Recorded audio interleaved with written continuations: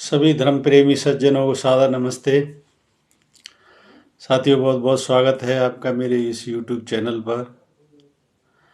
संतों की वाणी पर चर्चा कर रहे हैं और इस संतों की वाणी की क्रम श्रृंखला को आगे बढ़ाते हुए आज लेते हैं वाणी मलूक दास जी। मलूक दास जी भी काफ़ी पॉपुलर संत हुए हैं। इनका जन्म जो है ना इलाहाबाद के पास गंगा किनारे किसी गांव में हुआ था। तो आज इन्हीं का ये प्रसंग लेने जा रहे हैं। दीन बंधु दीनानाथ मेरी तन हेरिए। हे दीन बंधु यानी दीन के बंधु, दीनानाथ और दीन के नाथ,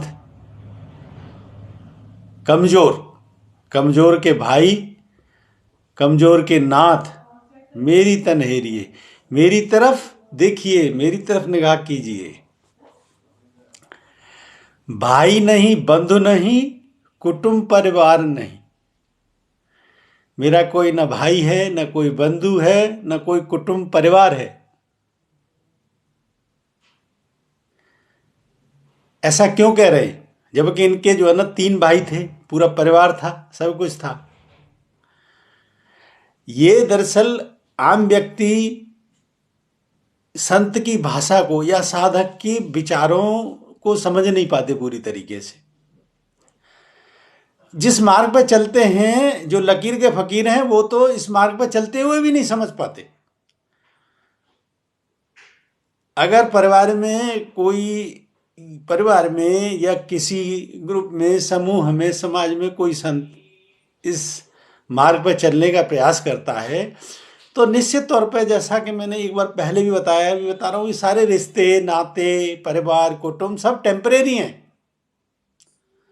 यहाँ व्यक्ति अकेला तो आया है और अकेला ही उसको जाना है। अब बीच में जितने भी हम बना लें, इसको हम बना लेंगे उस दृष्टिकोण से जो कि बंधन का कारण बने, तो समझ लो आदमी बहुत कुछ खो के जाता है। यहाँ किसी भी शास्त्रों की देख लो, वेद स्वयं परमात्मा से उत्पन्न हुए शास्त्र हैं। वेद के मंत्र स्वयं इस बात को कहते हैं। हम कहते हैं दैनिक यज्ञ जो लोग करते हैं, उनमें देखो ईश्वर स्तुति प्रार्थना के मंत्र जो बोले जाते हैं, उन्हीं में 7वां मंत्र देख लो, सन्नो बंधुर जनता सब विधाता। मेरा भाई बंधु विधाता सब कुछ तू ही है। वेद का एक और मंत्र देख लो, त्वम हिन पिता वसु त्वम माता सत्कृतो बभूवित अधाते सुम नमी महे। तू ही मेरा माता है, तू ही मेरा पिता है। सबसे बड़े सामाजिक दृष्टिकोण से माता पिता को ही संज्ञा दी गई है, यही बड़े होते हैं। तो जिसको लगन लग जाती है वही इस रिश्ते को समझ पाता है, वो देखता है। बाकी तो सब सामंजस्य बनाने वाले। भाई जन्म से पहले जो रिश्ते बने हैं वो थे क्या? नहीं थे। और ये भी सत्य मानते हैं सभी सनातन धर्म के शास्त्रों के माध्यम से, सभी धर्म पे चलने वाले लोग, के पूर्व जन्मों का संस्कार होते हैं। तो यानी उसका परिवार पहले कोई और था, इस जन्म में कोई और है, आगे के जन्म में अगर बंध के जाता है तो कोई और होगा। लेकिन ये मिला है इन बंधनों से भी छूटने के लिए। इसलिए कोई परमपिता परमात्मा, कोई माता पिता, भाई बंधु, अगर कोई कुछ हो सकता है तो वो सिर्फ परमात्मा ही हो सकता है। इसलिए सबसे ज्यादा चलन में एक मंत्र है, त्वमेव माताश्च पिता त्वमेव, त्वमेव बंधुश्च सखा त्वमेव, त्वमेव विद्या द्रविणम त्वमेव। यानी माता पिता भाई बंधु को छोड़ो, विद्या द्रविणम, विद्या ज्ञान सब कुछ मेरा तू ही है। क्योंकि ज्ञान भी प्राप्त होता है तो परमात्मा से ही होता है, सच्चा ज्ञान। लकीर के फकीरों पर कभी कोई ज्ञान नहीं होता, कभी कोई उपलब्धि नहीं होती। स्व का ज्ञान जो होता है वही असली ज्ञान होता है। त्वमेव विद्या द्रविणम त्वमेव, त्वमेव सर्वम मम देव देव। तू ही सब कुछ है मेरा। फिर तो इस बात को अब जिनको जो है ना, जो जुड़े होते हैं या कहीं जुड़े भी नहीं है पूरी तरीके से, उनको बड़ी चोट लगती है इन बातों से। चोट इसीलिए लगती है कि उन्होंने इन झंझटों को ही पाला हुआ है। तेरे मेरे के झंझट ही सबसे ज्यादा खतरनाक झंझट होते हैं। यहाँ कोई किसी का है नहीं, सब सामंजस्य बनाने के लिए है। तो प्रेम से अगर यहाँ रह सकते हैं, तो व्यक्ति परिवार में रह रहा है, कहीं पे भी रह रहा है, जहाँ प्रेम से रह सकते हैं, तो समझ लो वहाँ पे सब कुछ है, स्वर्ग वहीं है। और जहाँ परिवार जैसा भी दिख रहा है लेकिन कोई सामंजस्य नहीं, कुछ नहीं, तो वहाँ कुछ भी नहीं। तो संत जो बात को कहते हैं स्पष्टता से कहते हैं, सारे शास्त्र भी इसी बात को कहते हैं। लेकिन अज्ञानियों की कभी कोई न बात समझ में आती और ना कभी आ सकती। मूढ़ता में कभी कोई ज्ञान उपलब्ध होता ही नहीं। तो भाई नहीं, बंधु नहीं, कुटुंब परिवार नहीं, ऐसा कोई मित्र नहीं जाके ढिंग जाइए। ऐसा कोई मित्र भी नहीं है जिसके ढिंग चले जाओ। क्योंकि इस मार्ग पे जो चलते हैं तो ये मार्ग थोड़ा जैसी बात की जाती है, थोड़ा सा अटपटा व्यक्ति लगता है। भाई सच्चाई पर चलने वाला हर एक व्यक्ति अटपटा ही लगेगा, दूसरों से भिन्न होता है वो। सच्चाई का मार्ग इतना आसान नहीं है, परमात्मा का मार्ग इतना आसान नहीं है। तो ऐसा कोई मित्र नहीं जाके ढिंग जाइए। मित्र परिवार ये सब भी जो है ना, सब स्वार्थ के हैं। सच्चा मित्र परिवार तो इसलिए जो शास्त्र कहते हैं, संत कहते हैं कि वो परमात्मा ही हो सकता है, उसी से बनते हैं सारे नाते। और ये जो है ना परस्पर सामंजस्य बिठाने के लिए बनाए, उसी ने बनाए यहाँ के लिए। तो ऐसा कोई मित्र नहीं जाके ढेंगे जाइए, सोने की सलैया नहीं, रुपए का रुपया नहीं। यानी सोने की मेरे पास ईंट नहीं है, सलैया मतलब कहते हैं ना गोल्ड ब्रिक, सोने की सिल्ली। तो मेरे पास सोना की सिल्ली भी नहीं है, रुपए का रुपया, चांदी का रुपया भी नहीं है। कौड़ी पैसा गांठ नहीं, जासे कछु लीजिए। और कौड़ी पैसा गांठ में भी नहीं है जिससे मैं कुछ ले सकूं। आई होगी कि ऐसी परिस्थिति आती है जीवन में, किसी के भी जीवन में आती है। यहाँ राजा से रंक लोग बन जाते हैं, रंक से राजा बन जाते हैं। और जब जिन्होंने थोड़ा बहुत, जिनके पास इकट्ठा हो जाता है कहीं से, उनका घमंड देखो। वो सोचते हैं कि परमानेंट है। अरे ये पता नहीं कि लाइफ साइकिल की वेव भी ऐसे चलती है। यहाँ हर चीज जो है ना द्वंद्व में है, वेव में है हर चीज। तो आज तुम ऊंचे मुकाम पे हो तो निश्चित मान के चलो नीचे पे पहुंचने हो, और नीचे पे है कोई तो निश्चित मान लो ऊपर पहुंचने ही है। ये नियम है, it's a law of nature. तो कौड़ी पैसा गांठ नहीं, जासे कछु लीजिए। खेती नहीं, बारी नहीं, मेरे पास खेती नहीं है, बागान नहीं है। वाणिज्य व्यापार नहीं, और बनिए का व्यापार भी नहीं है बनिए की तरह। ऐसा कोई साहू नहीं, जासो कछु मांगिए। मगर इतना कुछ न होने के बावजूद भी ऐसा मुझे कोई साहूकार नजर नहीं आता जिससे मैं कुछ मांग सकूं। मांगने के लिए भी, क्योंकि साहूकारों से मांगो भी ना तो उनके अपनी टर्म्स होते हैं। व्यवसायी, कोई भी व्यवसायी आमतौर पे आप देख लो, दान देने के नाम पे अपने पैसे को बचाने के लिए अलग अलग अपने अपने चैरिटी फंड खोल लेते हैं। ठीक है, वहां पे भी अच्छे कार्य करते हैं, इसमें कोई बुराई नहीं है। लेकिन कहते हैं ना, बात समझने की यह है जो कि संत मलुकदास जी कह रहे हैं कि यानी स्वामित्व को नहीं छोड़ना चाहता कोई भी व्यक्ति, परोपकार के भी कार्य करना चाहता है। जैसे कि दान की जो श्रेणी जो बोली गई है, दान देने की, जो हमारे शास्त्र वेदानुकूल शास्त्र जो कहते हैं कि 10% दान ऐसे करके दे दो जैसे दाएं हाथ से दिया तो बाएं को पता ही नहीं चले, बाएं हाथ से दिया दाएं को पता ही नहीं चले। ऐसे दान की 10% जो आय होती है उसकी श्रेणी इस श्रृंखला से देने की बात कही गई है कि पता ही ना चले किसी को। इसलिए आपने देखा होगा कई कई तो दानी होते हैं जिनको वास्तव में दान देने की परिभाषा पता होती है। वो कहते हैं दान दे जाते हैं बहुत बड़ा, लेकिन नाम की कहते हैं कि भाई नाम उच्चारण भी मत कर देना, किसी को भनक तक ना लग जाए कि ये पैसा मैंने दिया है। हकीकत में वही होता है असली दान।